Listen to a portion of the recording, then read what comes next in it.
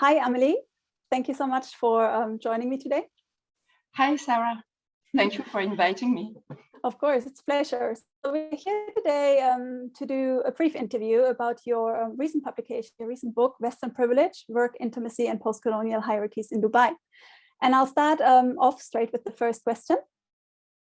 So I really enjoyed your argument about how Western, that kind of social construct Westerness, is an essential and integral part of the social order in Dubai, precisely by being constructed as foreign to the social order. So I just wondered if you could start off the interview by telling us a little bit about that argument and how you arrived at that argument. Yeah, thank you very much for your question. So the people I met are people who are Western passport holders. And I chose this category of Western passport because I felt it really made a difference in Dubai, like a socially constructed difference between the people who have a Western passport and the people who don't have a Western passport. And yeah, so it's not to essentialize, of course, Westerness, but I think it makes sense, like it's a real social hierarchy in Dubai and in other cities of the world, of course. And so how this argument came is, I think it's like people, like Western passport holders in Dubai insist a lot on the fact that they are outsiders to the city.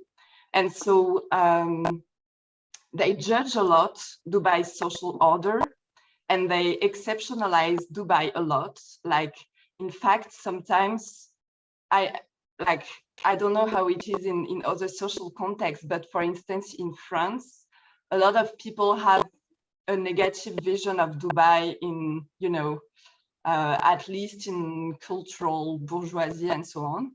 And so people have a very stereotypical vision also of Dubai as, as a futuristic hell and so on. But sometimes the people who live there have the same stereotypes. And so they speak about Dubai's social order as being extremely racist and extremely unfair and so on. But as if, you know, they were external observers of this social order. And sometimes it was really striking, like when I met, for instance, I met a woman who told me, oh, you know, in the beginning, we didn't want to hire a nanny because it's kind of like, you know, it's slavery-like and so on. But in the end, like, we were really willing to enjoy our lives here in Dubai. And, you know, it's really great because we can go out and so on, and we have the nanny and so on. So, so this kind of discourse, it was a bit difficult to analyze because I was like, okay, so she's using, you know, the word slavery, but then she's actually an employer of a nanny, which, like, a relationship which she just qualified as slavery, you know. So it's very paradoxical discourses that I tried to analyze, and I think that a lot of Western residents really construct themselves as outsiders to the social order, and it's the way in which they make sense of living there and having a great life, and at the same time, like, denouncing Dubai's social order. And so also I argue that there are actually a very important fraction of the ruling, like, of the upper classes in Dubai, because a lot of them have managing positions and make very important decisions regarding, like, who is hired, what salaries people get according to their nationalities, etc. So, so that's basically the argument, one of the arguments of the book. Yeah, thank you. I think it's a really important argument also for migration studies, just because it shows that foreigners and kind of a marginal social status do not always have to be associated with a lesser social status, but they can be associated with the reproduction of privilege, if that makes sense. So I think it's a very important point. Your book obviously does a lot of work to construct the categories of Westernness and whiteness. And I think one important point you also make is that the two, of course, don't overlap neatly. So while Westernness and whiteness are often taken to be synonymous and are often taken to be kind of mapping neatly onto each other, they obviously don't. So you argue that, for example, the membership of non-white Western passport holders in disadvantaged group is never absolute and can be considered as much a promise as a reality. And I just wondered if you could tell us a little bit more about how non-white, Western passport holders navigate that kind of social position they're in and navigate the construct of Westernness as well. Yeah, thank you. I observed like if I took all my interviewees and if I try to sum up a little bit the profiles and the trajectories of different people, I would say that there are two main groups. So the first one I called guest families because I will tell you the two groups first. So it will be guest families and then the single migrants with local contracts. And so these are two groups that interact with each other at work, but not so much in their private lives. So the first group, guest families, it would be like the men on expatriate contracts or on very advantageous local contracts with what is called family package and so on. And so they migrate to Dubai with their very often with their wives. I mean, of course, there's a gender dynamics at play here because most of the people I met in this case were like men who had the contract and women who were like, quote unquote, following their husbands, and then they had children and so on. And they really had the most advantageous contracts and the most advantageous lifestyles in Dubai. And almost all of them were white men. And so almost all of them could move from Dubai after 2 or 4 years. Like they had a very easy mobility also from Dubai to other places in the world and so on. And many of them came from the upper classes from Europe. So that's the first group. And then there was a second group. It's people who migrated as singles. So it doesn't necessarily mean that they're singles. Like some of them were living as couples and so on in Dubai, but they were on single visas. And many of them they were younger also, they were in their 20s. And many of them came without a work contract to Dubai. So they came to Dubai and then they looked for a job. And very often they had a very quick career. Like some of them had a very successful career. Like in a few years, they were like, their salaries had grown in huge proportions, So so that was, and this second group was much more diverse. So many of them were not white. Many of them had been socialized in European countries, being racialized minorities. And many of them also came from middle to lower classes in European countries. And so it was very interesting to observe. And so they were privileged compared to people without a Western passport. Like in Dubai, you really have, like everybody finds it obvious that in fact, salary depends on nationality. People very routinely say that, like depending on your nationality, you get a certain amount of salary. But at the same time, so there are two levels that I can underline. Yes, to show that in fact that you still have white privilege among Westerners. So the first thing is that when you look at the people who have the most advantageous contracts, so I talked about it in the beginning, so it's expatriate contracts, family package, and so on. It's like really most of them, as I could meet, were white men. And the second thing is that I also interviewed people about 5 to 7 years after our first interview, so depending on when I met them and so on. And I realized that among the second group, like the singles with local contracts, they did not really feel free to leave Dubai, you know, so a lot of them wanted to leave Dubai, but felt that they were like stuck in Dubai. So they had a wonderful career there. After 2-3 years, they were really happy. But after 7 years or 9 years, they were like, okay, I don't know how I'm going to leave. And so it was also because some of them were very afraid to come back to European societies and European, like, you know, the European job market where they had experienced discrimination. Yeah, so that was one of the reasons, and also because the career that they had in Dubai was not really easy to transfer to another place. So I think it's like this difference in mobility, like, is very important to take into question. Yeah, so in the first group, the expatriate men, most of them had the proposal before leaving their home country, and then they had a very privileged arrival and so on, and then they could leave like when they wanted.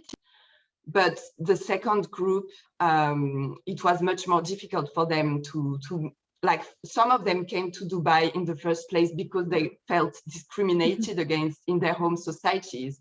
So it was not really chosen mobility. Like, some of them told me, for instance, among the French people, some of them told me, you know, if I could, I would have stayed in France. I like to live in France, but I felt that there was no place for me in France. So I came to Dubai. So it's kind of a constrained mobility in the end.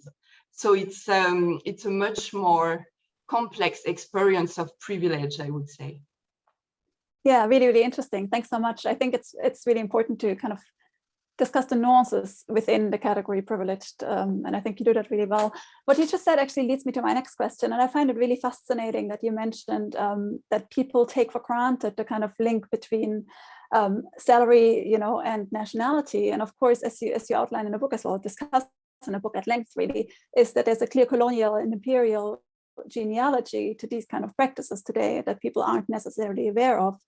And I think what you also do really well in the book is that you dedicate a whole chapter to the racialization and the gendered nature of skill in Dubai, which I think is a really important corrective to a lot of work that kind of just takes the category skill as kind of neutral and given. And actually your work corresponds with a lot of recent work that has deconstructed that notion of skill. So I was wondering if you could just, maybe to wrap it up, give a bit more, a bit of detail on how skill, the idea of skill, becomes racialized and gendered and tied to nationality in kind of historical ways in Dubai. Yes, thank you for your question.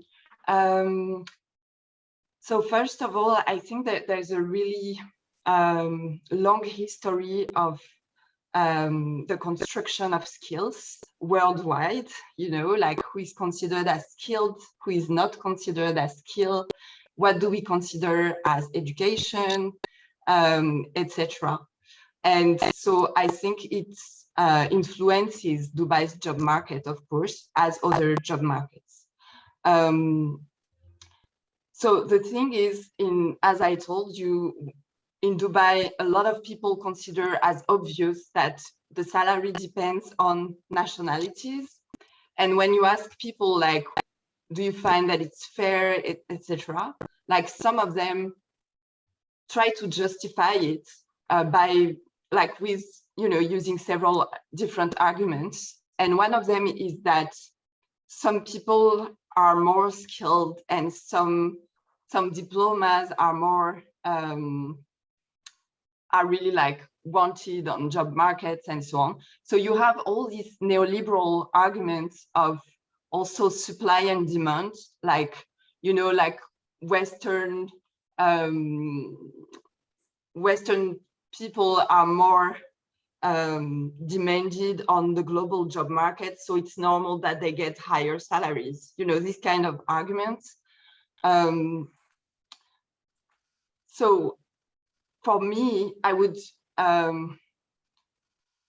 like, for me, it's a form of colorblind racism that is deployed on Dubai job market. And you don't have only these arguments, you also have the arguments that people should be paid according to the living costs, the cost of living in their home countries, while everybody is living in Dubai, you know, and people very often spend like 10 or 20 years of their lives in Dubai.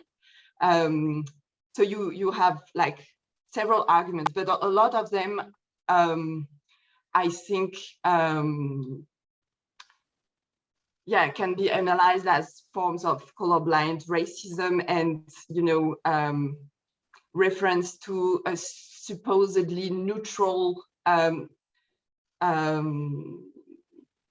economy, or, you know, yeah, this supply and demand law. So that's the first element. And I think also the city, the government of Dubai, you know, constructed whites and Westerners in a specific way in order to attract investments in the city. Mm-hmm. So, for instance, it's interesting also to see how people are supposed to embody a specific image of Westerness. And a lot of people, not a lot, but like several people told me, for instance, because not all of them are so reflexive, but some of them told me, you know, I think I was hired just because I'm Western or because I'm a white woman. And so I have this image of, you know, being skilled and being very professional, and at the same time having the right taste and so on. So several people told me about that. And I think both the government of Dubai and a lot of organizations use Western and white people as a signal that their organization is very advanced and that they have the best skills and so on. And you really have also discourses by the governor of Dubai saying that yes, we are trying to attract brains and skills and so on. And in fact, when like the people I met, and especially in the second group of the singles with local contracts, some of them did not really have very high diplomas. Like some of them just had like, high school diplomas, or just 2 years after high school, things like that. Like not all of them had, you know, master's degrees and so on. But because of being Western and white, they would still have this image of being skilled. And so that was very interesting to look at. And an argument about gender also that I want to underline, and like other scholars in migration studies also developed this argument. Like a lot of women are skilled migrants, but they don't work professionally. So it's also an important category in Dubai, like the women who come under the visas of the so-called expatriate men, you know, a lot of them actually are skilled migrants, but they don't have a professional position. So, so I think we really need to deconstruct this notion of skilled. And of course, you also have a lot of people who come from Southern societies and who are skilled, but who have unskilled jobs in Dubai as elsewhere. So, so you have a huge contrast between, like at some point I stayed at a Libyan woman's home. I was renting a room at her place. And so I was spending my days interviewing people who were telling me, you know, when I arrived in Dubai, I had so much professional opportunities. People here really value, you know, your skills and so on. Yeah. And at the same time, in the night, she was telling me, oh, you know, I was an engineer in Libya, and here I'm just kind of a social worker and a secretary and so on. So the contrast was also very interesting to experience. Yeah, well, thank you so much for coming to speak to me. I appreciate it. And I'm sure everyone will find this really fascinating. And yes, I urge everyone to go and read your book, which is great. Thank you. Thank you very much.